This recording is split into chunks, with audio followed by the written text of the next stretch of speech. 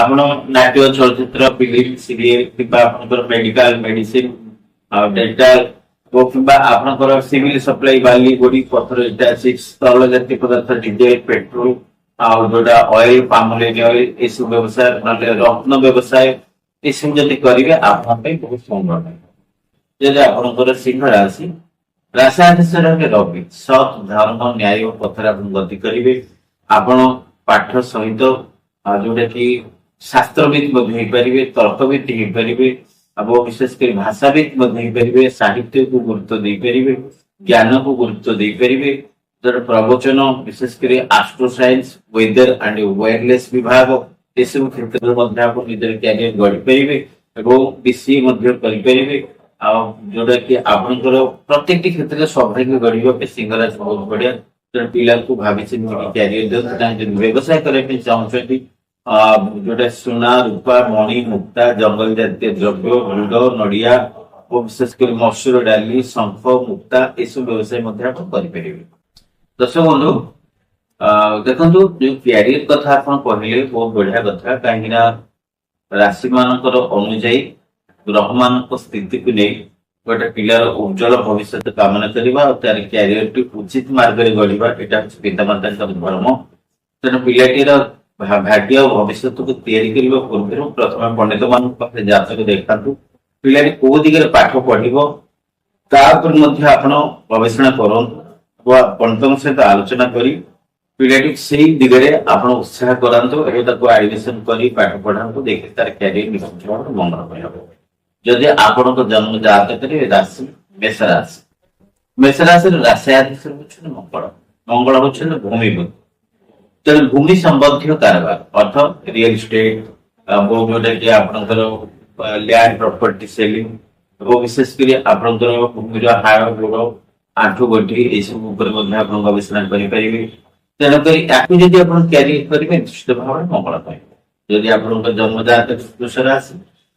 ବୃଷ ରାଶିର ରାଶାଧିପତି ଶୁକ୍ରାଚାର୍ଯ୍ୟ, ଶୁକ୍ରଙ୍କର ବିଭାଗ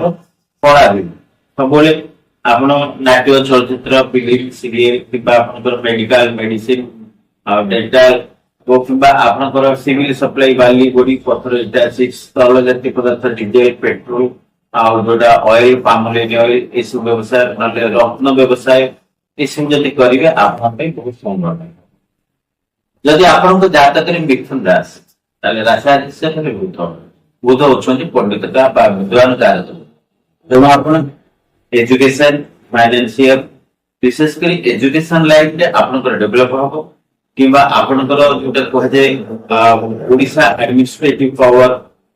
ନିହାତି ଭାବରେ ସେ ଦିଗରେ ମଧ୍ୟ ଆପଣ ତର୍ଜମା କରିପାରିବେ, ପାଠ ପଢିପାରିବେ, ଆଇଏଏସ୍ ଓଏଏସ୍ ଓଜେଏସ୍ ଫୋଜେଏସ୍ ପ୍ରିପେୟାର ହେଇପାରିବେ ଏବଂ ବିଶେଷ କରି ଯଦି ସର୍ଟଲି କିଛି କରିବା ପାଇଁ ଚାହୁଁଛନ୍ତି ତାହେଲେ ଆପଣ କମ୍ପ୍ୟୁଟର ଉପରେ ଗବେଷଣା କରିପାରିବେ ଏବଂ ଯୋଉଟା ଆପଣଙ୍କର ପାଠ ସମ୍ବନ୍ଧୀୟ କିଛି ଜ୍ଞାନ ସମ୍ବନ୍ଧୀୟ ଅର୍ଜନ କରିବା ପାଇଁ ଆପଣ ଷ୍ଟାଫ ସିଲେକ୍ସନରେ ମଧ୍ୟ ସିଲେକ୍ଟେଡ ହେଇପାରିବେ। ତେଣୁ ୟାର ଉପରେ ଧ୍ୟାନ ଦେଲେ ନିଶ୍ଚିତ ଭାବରେ ମଙ୍ଗଳ ପାଇବ। ଯଦି ଆପଣଙ୍କର କର୍କଟ ରାଶି ତାହେଲେ ଚନ୍ଦ୍ର ହଉଛନ୍ତି ଆପଣଙ୍କର ରାଶାଧୀଶ୍ୱର, ଚନ୍ଦ୍ର ସବୁବେଳେ ଦେଖିବା ପାଇଁ ଭାରି ସୁନ୍ଦର ଆଉ ବହୁତ ସୁନ୍ଦର ରୂପବାନ ଗୁଣବାନ। ତେଣୁ ଆଖି ସୁନ୍ଦର ଲାଗୁଥିବା ଜିନିଷକୁ ଯଦି ଆପଣ କ୍ୟାରିୟର କରନ୍ତି ଫ୍ୟାସନ ଡିଜାଇନ ଏବଂ ଡ୍ରେସ ସୋ ଆଉ ବିଶେଷ କରି ଅଣ୍ଡର ଗାର୍ମେଣ୍ଟ କିମ୍ବା ଆପଣଙ୍କର ମ୍ୟାଜିକ କଳା କୌଶଳ ଏସବୁ କ୍ଷେତ୍ରରେ ଆପଣ ଆପଣଙ୍କର କ୍ୟାରିୟର କରିପାରିବେ ମଙ୍ଗଳ ପାଇବ। ଯଦି ଆପଣଙ୍କର ସିଂହ ରାଶି ରାଶାଧିଶ୍ୱର ରବି ସତ୍ ଧର୍ମ ନ୍ୟାୟ ପଥରେ ଆପଣ ଗତି କରିବେ। ଆପଣ ପାଠ ସହିତ ଯୋଉଟା କି ଶାସ୍ତ୍ରବିଦ ମଧ୍ୟ ହେଇପାରିବେ, ତର୍କବିଦ ହେଇପାରିବେ ଏବଂ ବିଶେଷ କରି ଭାଷାବିଦ ମଧ୍ୟ ହେଇପାରିବେ, ସାହିତ୍ୟକୁ ଗୁରୁତ୍ୱ ଦେଇପାରିବେ, ଜ୍ଞାନକୁ ଗୁରୁତ୍ୱ ଦେଇପାରିବେ। ପ୍ରବଚନ ବିଶେଷ କରି astro science weather and wireless ବିଭାଗ ଏସବୁ କ୍ଷେତ୍ରରେ ମଧ୍ୟ ଆପଣ ନିଜର କ୍ୟାରିୟର ଗଢିପାରିବେ ଏବଂ ବିସିଏ ମଧ୍ୟ କରିପାରିବେ। ଆଉ ଯୋଉଟା କି ଆପଣଙ୍କର ପ୍ରତ୍ୟେକଟି କ୍ଷେତ୍ରରେ ସୌଭାଗ୍ୟ ଗଢିବା ପାଇଁ ସିଂହରାଜ ବହୁତ ବଢିଆ। ତେଣୁ ପିଲାଙ୍କୁ ଭାବିଛନ୍ତି କ୍ୟାରିୟର ଦିଅନ୍ତୁ, ଯଦି ବ୍ୟବସାୟ କରିବା ପାଇଁ ଚାହୁଁଛନ୍ତି ଯୋଉଟା ସୁନା ରୂପା ମଣି ମୁକ୍ତା ଜଙ୍ଗଲ ଜାତୀୟ ଦ୍ରବ୍ୟ ଗୁଡ ନଡିଆ ଓ ବିଶେଷ କରି ମସୁର ଡାଲି ଶଙ୍ଖ ମୁକ୍ତା ଏସବୁ ବ୍ୟବସାୟ ମଧ୍ୟ ଆପଣ କରିପାରିବେ।